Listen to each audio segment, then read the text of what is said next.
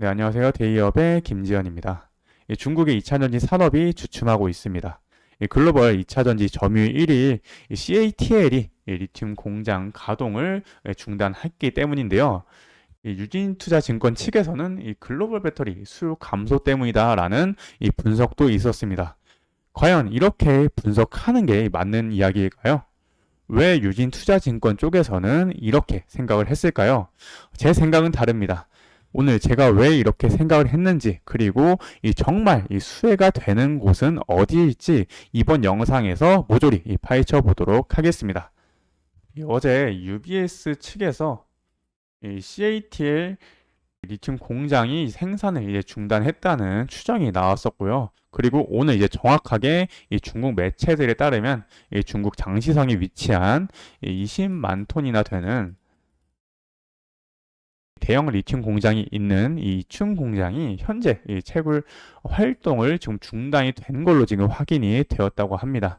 이때 UBS는 이 이춘 광산이 이 가동을 중단하면 원래 얘들이 5천에서 6천 톤의 탄산 리튬의 공급을 원래 하고 있는 상태였는데 이게 이제 감소가 될 것이고, 이는 이제 중국의 탄산 리튬 생산량의 한 8%가 되는 물량이라고 언급을 했다고 합니다. 또한 이 UBS는 이번 가동 중단으로 이 탄산 리튬 가격이 11%에서 23%의 이 상승 여력까지 조금 발생했다고 분석을 했다고 하는데요. 이런 소식으로 지금 중국의 이 탄산 리튬 선물은 어제 이제 9%까지 좀 급등하는 모습을 보여주었습니다. 먼저 이 선반영된 걸로 지금 보고 있고요. 이전에는 쭉 많이 이 리튬 가격이 많이 좀 하락을 하고 있는 상황이었습니다. 이렇게 리튬 가격이 많이 하락하면 결국 이 리튬의 이 생산 판매하고 있는 기업이 굉장히 좀 어렵다라고 할 수 있겠죠. 그래서 이 대표적으로 이 리튬 이 생산업체 이 호주에 이 알버말이라는 기업이 있습니다. 이 기업도 이 호주 공장 이 증설을 좀 중단을 하고 한 상태고요. 이 리튬 채굴 이 사업이 이 전체적으로 좀 축소가 되었습니다. 심지어 알버말은 영업이익률이 약 마이너스 20%까지 기록하면서 실적이 점점 더 안 좋아지고 있다고 하죠. 얘네가 원래는 이 수익이 뭐 몇십 퍼센트까지, 그러니까 이 영업이익률이 몇십 퍼센트까지 계속 났던 애들인데 이게 지금 마이너스 20%로 많이 악화가 된 상태라는 겁니다.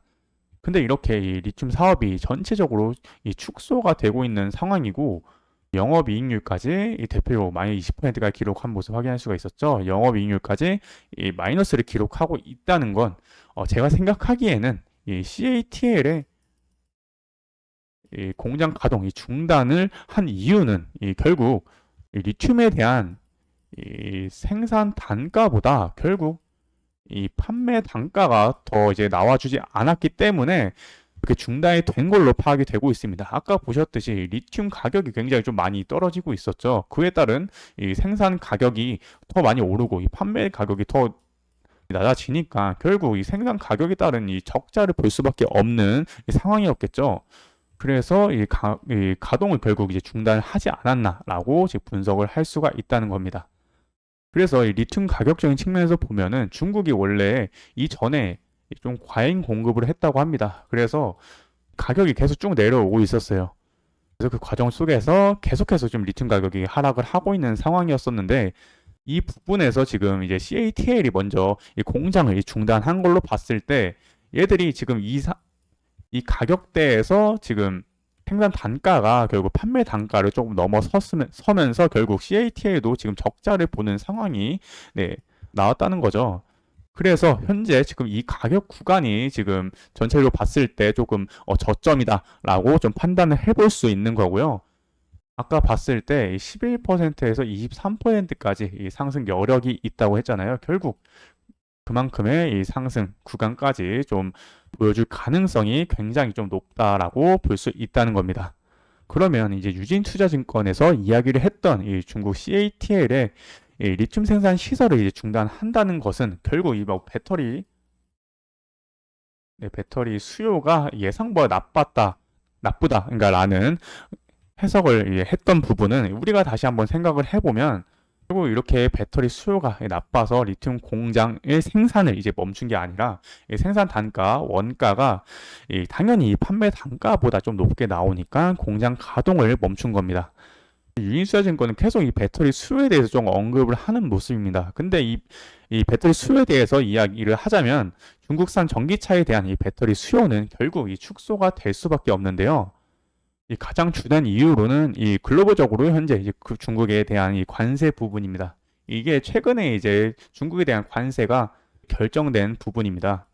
중국은 원래 좀 다른 국가보다 좀 원재료가 많았습니다. 그래서 이 싼 원재료를 좀 생산 공급을 해서 결국 이 2차 전지랑 그리고 이 전기차 를 굉장히 다른 나라보다 좀 저렴하게 공급을 했었습니다. 그래서 결국 전 세계적으로 점유율이 좀 굉장히 높았죠. 그래서 이러한 이 중국을 이제 견제를 하기 위해서 EU나 뭐 미국 그리고 이 미국 옆에 있는 캐나다까지 지금 규제가 나오고 있는 상황입니다. 이유는 보시면 중국산 이 전기차에 대한 추가 관세율은 뭐 17에서 35.3% 부과를 좀 결정을 했다고 하고요. 그리고 이 중국산 전기차에 대해서 미국은 이 100% 관세를 결정했다고 합니다. 그리고 얘들이 중국 애들이 원래 이 우회 수출을 했었어요. 멕시코나 뭐 다른 나라를 통해서. 근데 그거에 대한 이 부분도 차단을 했다 하고요. 그리고 캐나다도 이 미국이 이러한 관세 조치를 내리자 이 중국산 전기차에 대해서 100% 관세를 결정했다고 한 상황입니다. 그래서 결국 이러한 이제 제재로 결국 이 중국의 점유율은 결국 낮아질 수밖에 없고요.